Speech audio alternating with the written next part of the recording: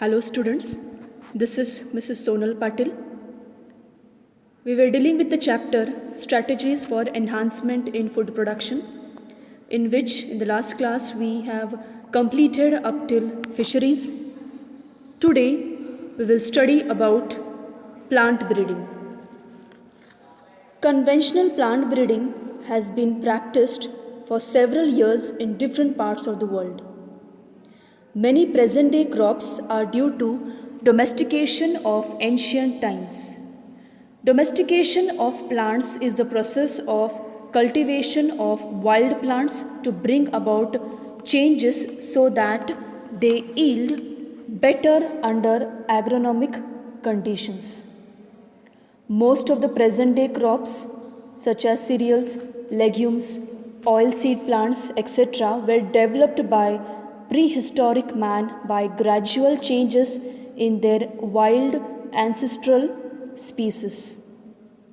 The process of domestication still continues, but traditional cultivation of different cereals, pulses, fruits, and vegetable plants resulted in the production of only limited yield.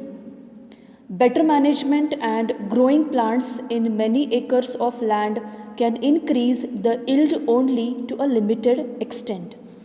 With the advancements in molecular biology, genetics, and tissue culture, helped in the development of high yielding and disease resistant varieties, particularly in wheat, rice, maize, etc. So, here plant breeding in the traditional farming can only yield a limited biomass as food for humans and animals.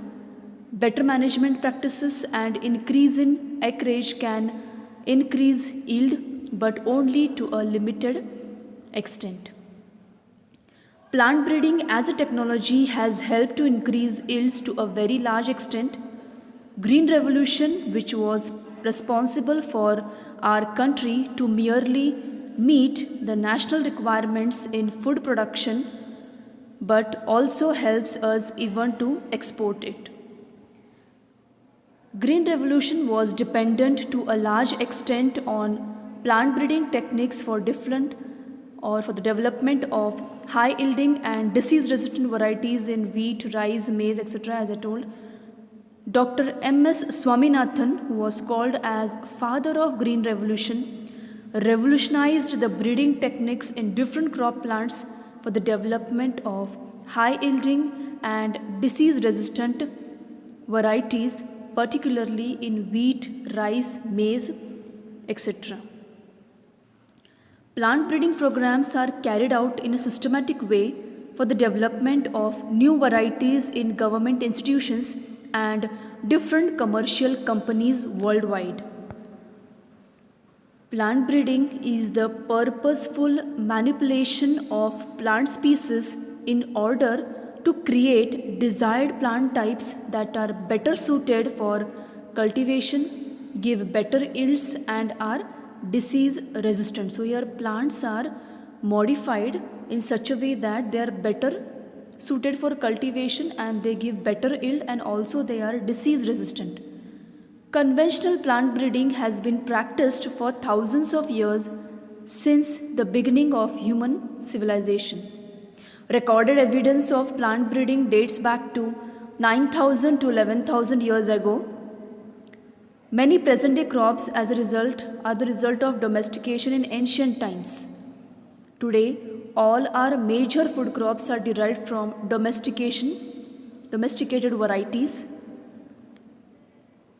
Classical plant breeding involves crossing or hybridization of pure lines followed by artificial selection to produce plants with the desirable traits of higher yield, nutrition, and resistant to diseases. Plant breeding programs are carried out in a systematic way. The main steps in breeding a new genetic variety of a crop are, these steps are very important from exam point of view. Firstly, collection of variability. Genetic variability is available in wild varieties, species, and relatives of cultivated species, and these variations are heritable. So genetic variability is the root of any breeding program. In many crops, pre-existing genetic variability is available from wild relatives of the crop. Collection and preservation of all the different wild varieties, species, relatives of the cultivated species is a prerequisite for effective exploitation of natural genes available in the population. And this, the entire collection having all the diverse alleles for all genes in a given crop is called germplasm collection. So it is nothing but it is the entire collection of plants or seeds with all diverse alleles for all genes in a given crop is called germplasm collection. It is again a very important question for 1 mark. That is the first step in plant breeding, collection of variability. Second is evaluation and selection of parents. The germplasm is evaluated so as to identify plants with a desirable combination of characters. The selected plants are multiplied and used in the process of hybridization. Pure lines are created wherever desirable and wherever they are possible. So here pure line plants, which are homozygous plants, are created by self-pollination for about 6 to 8 generations. So the first step in plant breeding is firstly collection of variability, and second one is evaluation and selection of parents. So parents are being selected for the further step, that is the further step is hybridization. So for hybridization they have to select the parents first. So the second step is evaluation and selection of the parents which are identified and the desirable combination of characters are selected over here. So here same thing has been shown, the germplasm collection and evaluation and selection of the parents. So here homozygous pure line plants, homozygous plants are created by self-pollination. The third step is cross hybridization. Now hybridization is the process or it is the crossing of two plants differing from each other genotypically in one or more characters to produce a hybrid. So here one is not printed, please make a note of it. The crossing of two plants differing from each other genotypically in one or more characters. Please mention one there. One or more characters to produce a hybrid is called hybridization. The desired characters have very often to be combined from two different plants. For example, high protein quality of one parent may need to be combined with disease resistant from another plant. So one plant is high protein quality, which is having high protein quality, whereas the second plant is disease resistant. This is possible by crossing or cross hybridizing the two parents to produce hybrids that genetically combine the desirable or desired characters in one plant. So we want these two characters in one plant, so we are combining these two or we are hybridizing these two plants so that we get a combination of characters in our desired hybrid. This is a very time consuming and tedious process, since the pollen grains from the desirable plant chosen as male parent have to be collected and placed on the stigma of flowers selected as female parent. Also, it is not necessary that the hybrids do combine the desirable characters. Usually, only 1 in few to 1,000 crosses shows desirable combination. So this is about the third step in plant breeding, that is cross hybridization among the selected parents. Fourth step is selection and testing of superior recombinants. This step consists of selecting among the progeny of hybrids those plants that have the desired character combination. The selection process is crucial to the success of the breeding objective and requires careful scientific evaluation of the progeny. This step yields plants that are superior to both of the parents. So they are superior to both of the parents. These are self-pollinated for several generations till they reach a state of uniformity, that is homozygosity, so that the characters will not segregate in the progeny. So this step, that is selection and testing of superior recombinants, consists of selecting among the progeny of the hybrids the desired combination of characters. These plants are then self-pollinated for 6 to 8 generations till they reach the state of homozygosity. And I told you why they have to reach the state of homozygosity, so that the characters will not segregate in the progeny.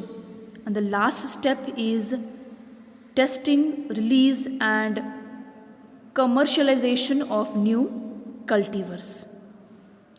The newly selected lines are evaluated for their yield and other agronomic traits of quality, disease resistant, etc. This evaluation is done by growing these in the research fields and recording their performance under ideal fertilizer application, irrigation and other crop management practices. The evaluation in research fields is followed by testing the materials in farmers' field for at least 3 growing seasons at several locations in the country, representing all the agroclimatic zones where the crop is usually grown.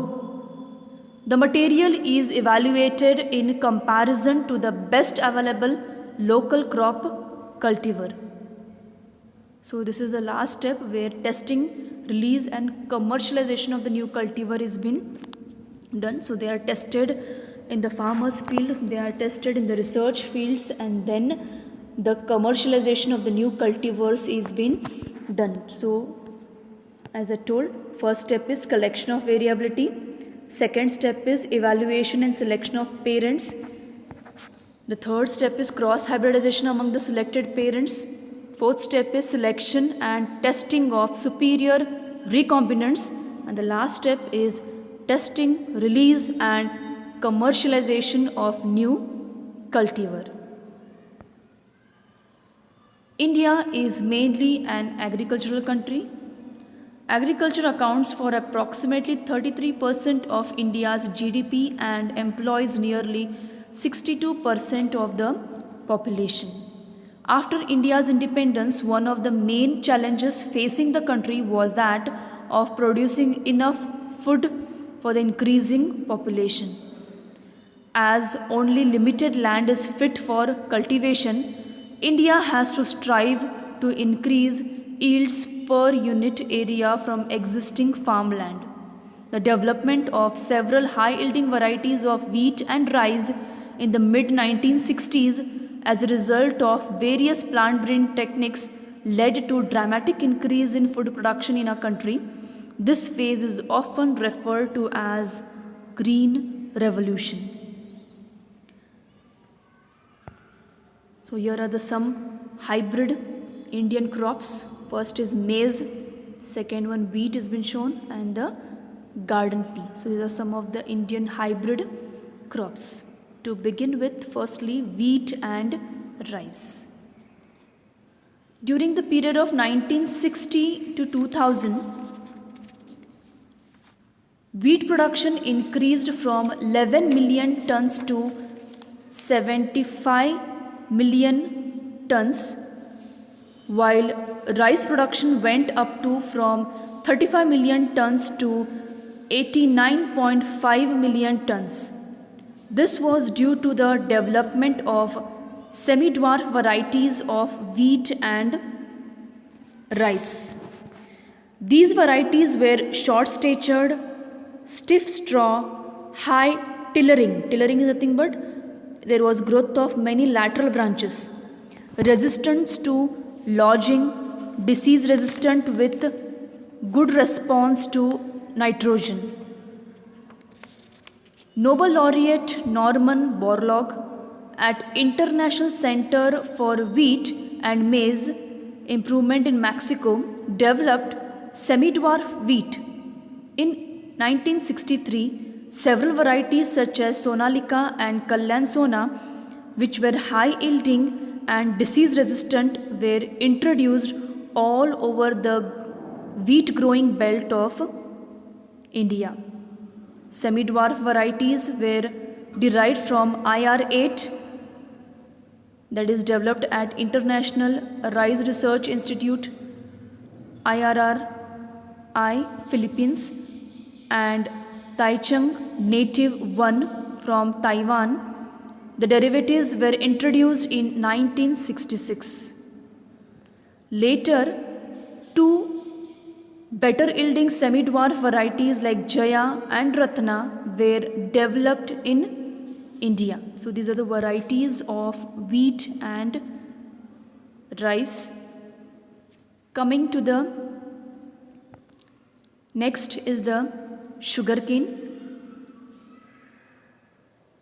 Sugarcane variety Saccharum barberi was originally grown in North India but had poor sugar content and yield. Tropical canes grown in South India, Saccharum officinarum, had thicker stem and higher sugar content but did not grow well in North India. So there are two varieties of sugarcane, Saccharum barberi and Saccharum officinarum. Saccharum barberi was been grown in North India, which had poor sugar content and the yield was poor, whereas Saccharum officinarum had thicker stem and higher sugar content, but it did not grow well in North India. So what they thought is that these two species were successfully crossed to get sugarcane varieties combining the desirable qualities of high yield, thick stem, high sugar and ability to grow in the sugarcane areas of North India. So again very important, that is about the sugarcane. So here the two varieties are being shown, Saccharum barberi, Saccharum officinarum, where Saccharum officinarum had thicker stem and high sugar content, whereas Saccharum barberi had poor sugar content and yield. So they had combined these two and developed a new variety which had the combination of characters.